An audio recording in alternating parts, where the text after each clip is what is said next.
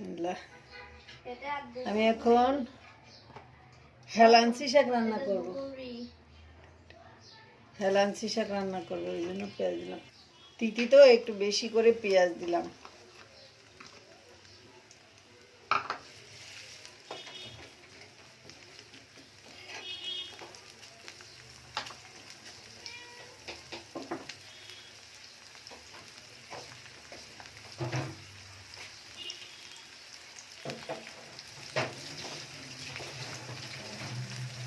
কাঁচা ঝাল দিলাম।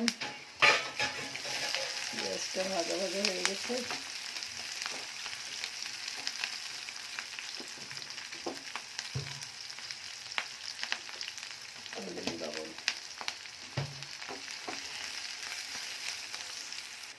আদা রসুন একসঙ্গে বাটা দিয়ে দিলাম।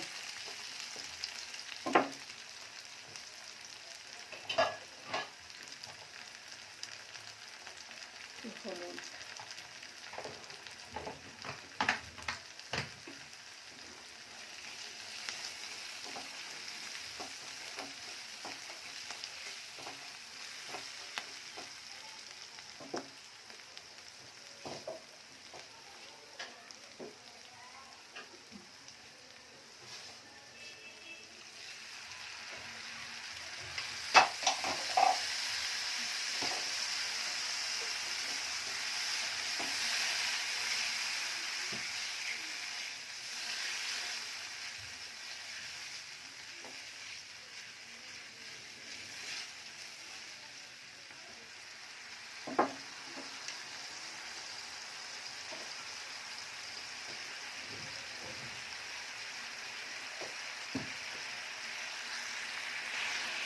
একটু বাগদা চিংড়ি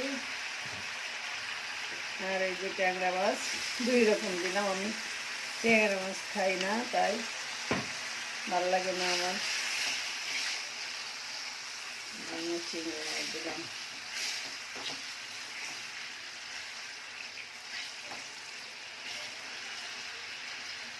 মাছটা একটু কষাই নেবো সুন্দর করে। মাছটা কষানো শেষ, এখন উঠিয়ে নেব।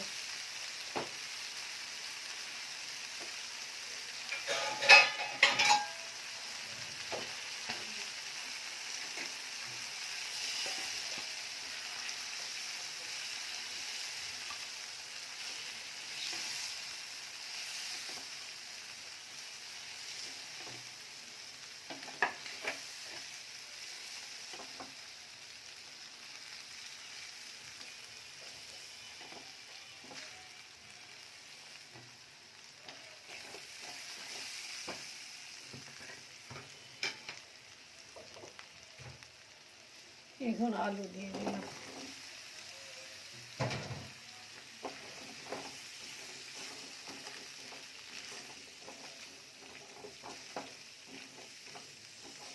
আলুটা সুন্দর করে কষিয়ে নেই, তারপরে অন্য কিছু দেব। আলুটার মধ্যে বেগুন দিয়ে সুন্দর করে কষাই নেব। এই যে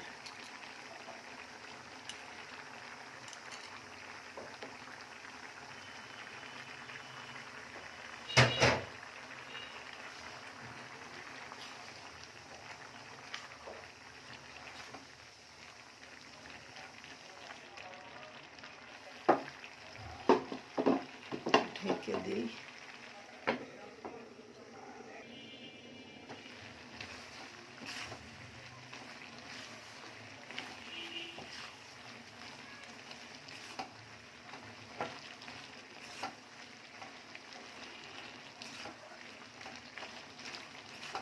তরকারি কষানোর কাছে সব কিছু সুন্দর করে কষালে এমনিতেই স্বাদ হবে। কষানো যদি সুন্দর হয়,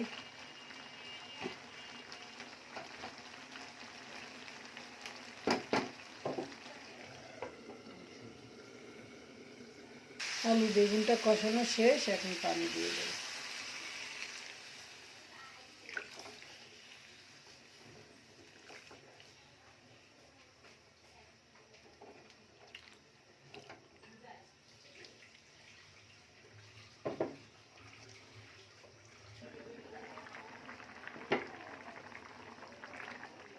মাছটা দিয়ে দিলাম।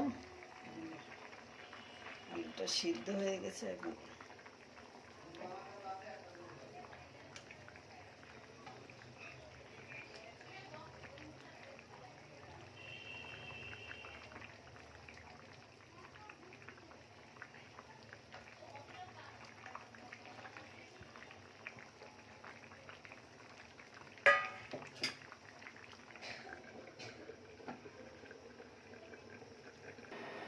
এই যে আমার রান্না চলতে চলতে গ্যাস শেষ, ইন্ডাকশানে দিয়ে দিছি এখন।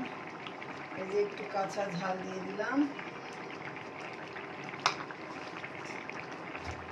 আর এই যে হেলাঞ্চো শাকের পাতা নিয়েছি, শুধু আমি শাকটা নিয়েছি, ডাটা টাটা নিয়ে শুধু শাকটা বেছে নিয়েছি। এই যে পাতাটা হেলাঞ্চো শাক।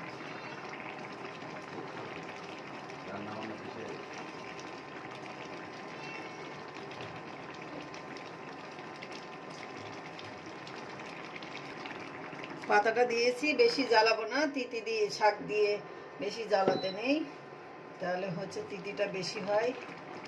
এই যে রান্নাটা কমপ্লিট।